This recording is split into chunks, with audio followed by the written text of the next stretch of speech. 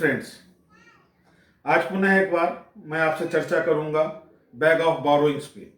जी, भारत का संविधान, वो संविधान जिसने दुनिया से कुछ ना कुछ लेके अपना एक रूप दिया, परंतु दुनिया से लेने के चक्कर में, फेर में वो अपना मूल स्वरूप भूल गया।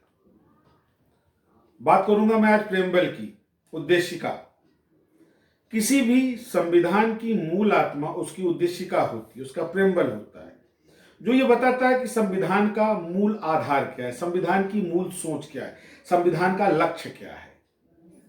और ये बड़ा दुर्भाग्य हो जब वो लक्ष्य ही विदेश से प्रभावित हो। जी हां, भारत के संविधान की उद्देशिका का विचार भारतीय मूल का नहीं है, ये यूएस से यानी अमेरिका से प्रभावित है।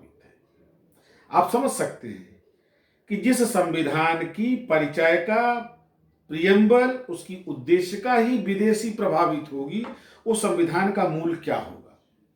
क्यों? प्रत्यक्ष कारण है कि भारत का संविधान इंडियन गवर्नमेंट एक्ट 1935 और इंडियन इंडिपेंडेंस एक्ट 1947 से बनाया गया है। इसमें पूर्ण प्रभाव ब्रिटिशर्स का है। और इतना ही नहीं, एक ब्रिटिशर्स इतिहासकार जिनका नाम ऑस्टिन है, ग्रीनवे ऑस्टिन, इनको पद्मश्री पुरस्कार भी भारत सरकार ने दिया था।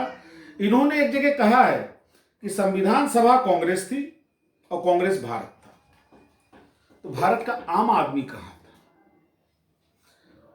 1800 में जब A.O. ह्यूम ने कांग्रेस की संरचना की थी, जब कांग्रेस पार्टी को स्थापित किया था, तो ब्रिटिशर्स की एक सोच थी कि ब्रिटिश विचारधारा को बल देने के लिए भारत के अंग्रेज समर्थित सोच वाले लोगों का एक संगठन बनाया जाए, जो भारत की आम जनता तक अंग्रेजी विचारधारा को भारतीय लवादे में उड़ा करके प्रस्तुत किया जाए।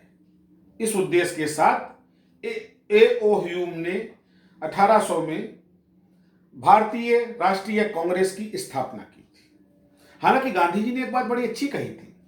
गांधी जी ने यह कहा था कि अब स्वतंत्रता के उपरांत कि अब भारतीय राष्ट्रीय कांग्रेस को समाप्त कर देना चाहिए। क्यों? क्योंकि जो कांग्रेस की एक तथाकथित लक्ष्य था कांग्रेस का, भारत को स्वतंत्रता दिलाना, वो पूर्ण हो गया था। परंतु ब्रिटिश विचारधारा के लोगों ने गांधी जी की इस अवधारणा को न केवल नकारा, बल्कि उसको आज तक पोषित कर रहे हैं।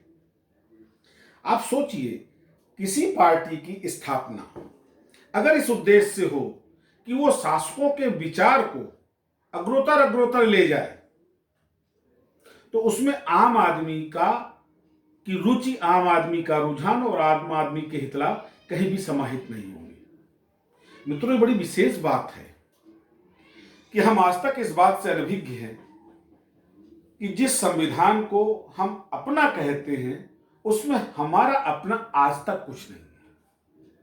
और यह कांग्रेस की एक देन है कि उन्होंने हमको वो संविधान दिया जो पूर्णतः अंग्रेज शासकों से प्रभावित था, उनका अनुसरण करता था, और उसमें अंग्रेजों की वही विभाजन और राजनीति, फूट डालो और राज करो की नीति का समावेश था।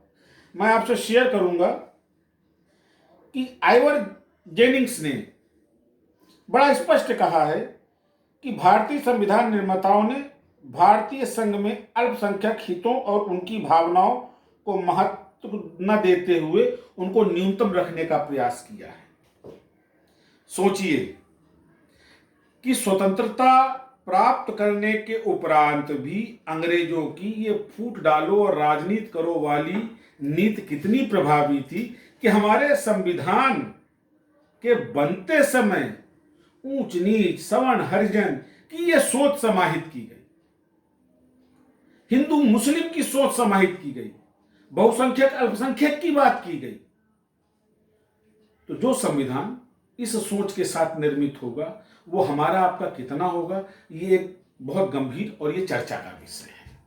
मित्रों, कल मैं आपसे इस उद्देशिका के दो महत्वपूर्ण शब्दों पर चर्चा करूंगा, और वो शब्द हैं समाजवाद और धर्मनिरपेक्ष, पंथ निरपेक्ष, ये वो दो शब्द हैं जो 42वें संशोधन से हमारे संविधान में समाहित किए गए हैं।